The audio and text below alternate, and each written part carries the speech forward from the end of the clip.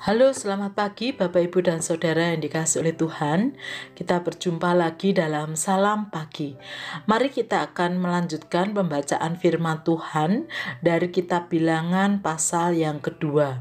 Demikian firman Tuhan. Tuhan berfirman kepada Musa dan Harun, orang Israel harus berkemah masing-masing dekat panji-panjinya, menurut lambang suku-sukunya. Mereka harus berkemah di sekeliling kemah pertemuan, agak jauh daripadanya. Yang berkemah di sebelah timur dekat panji-panjinya ialah Laskar Yehuda. Menurut pasukan-pasukan mereka, pemimpin Bani Yehuda ialah Nahason bin Aminadab. Pasukannya terdiri dari 74.600 orang yang dicatat. Yang berkemah di dekatnya ialah suku Isakar. Pemimpin Bani Isakar ialah Netaneel bin Suar. Pasukannya terdiri dari 54.400 orang yang dicatat. Kemudian suku Sebulon. Pemimpin Bani Sebulon ialah Eliab bin Helon. Pasukannya terdiri dari 57.400 orang yang dicatat. Jumlah orang yang dicatat dalam Laskar Yehuda menurut pasukan-pasukan mereka ada 186.400 orang. Merekalah yang terdahulu berangkat. Panji-panji Laskar Ruben adalah di sebelah selatan, menurut pasukan-pasukan mereka. Pemimpin Bani Ruben ialah Elisur bin Sedeur. Pasukannya terdiri dari 46.500 orang yang dicatat. Yang berkemah di dekatnya ialah suku Simeon. Pemimpin Bani Simeon ialah Selumiel bin Serusyadai. Pasukannya terdiri dari 59.300 orang yang dicatat.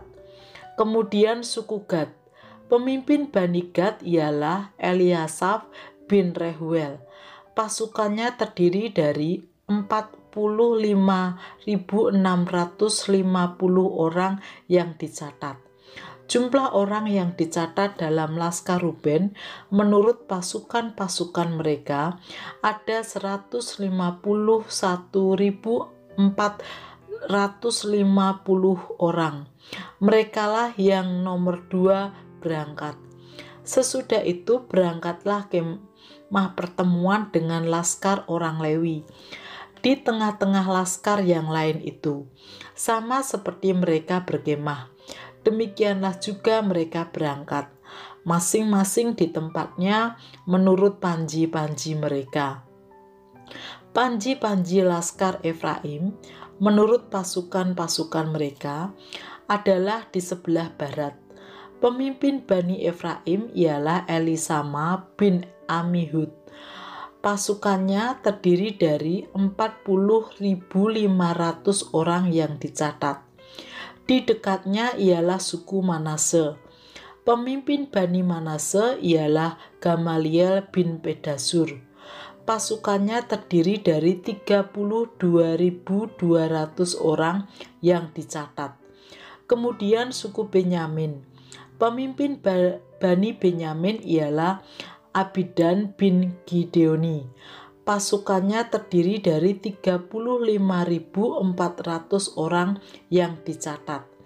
Jumlah orang yang dicatat dalam Laskar Efraim menurut pasukan-pasukan mereka ada 108.100 orang. Merekalah yang nomor 3 berangkat. Panji-panji Laskar Dan adalah di sebelah utara, menurut pasukan-pasukan mereka. Pemimpin Bani Dan ialah Ahieser bin Amisyadai. Pasukannya terdiri dari 62.700 orang yang dicatat. Yang berkemah di dekatnya ialah suku Aser. Pemimpin Bani Aser ialah Pagiel bin Okran. Pasukannya terdiri dari 40 1.500 orang yang dicatat.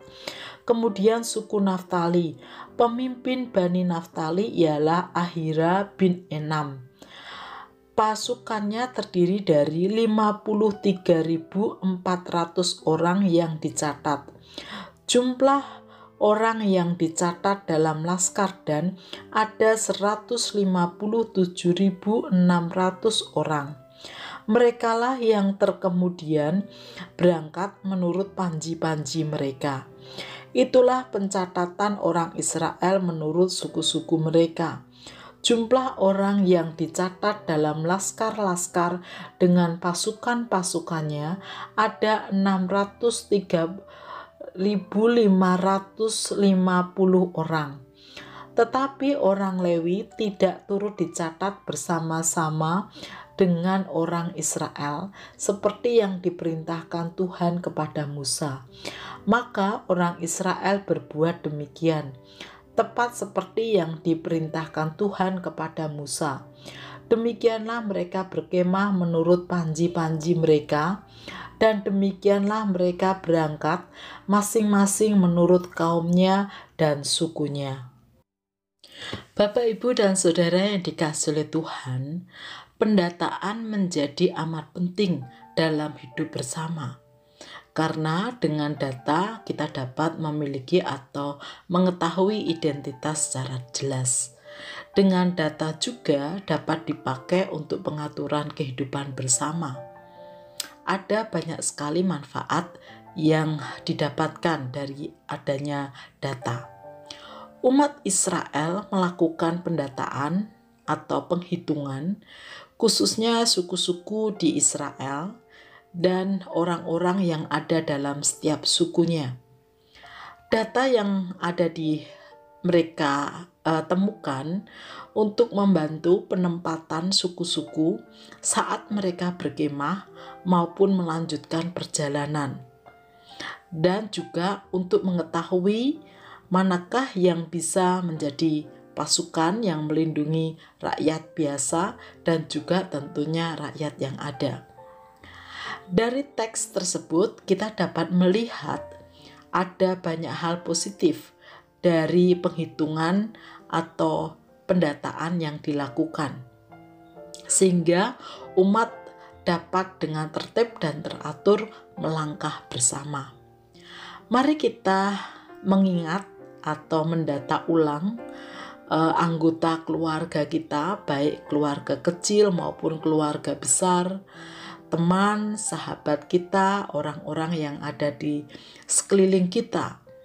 Tentu tidak hanya sekedar nama, tapi juga identitas-identitas yang lain, bahkan mungkin keterangan tentang pergumulan-pergumulan mereka.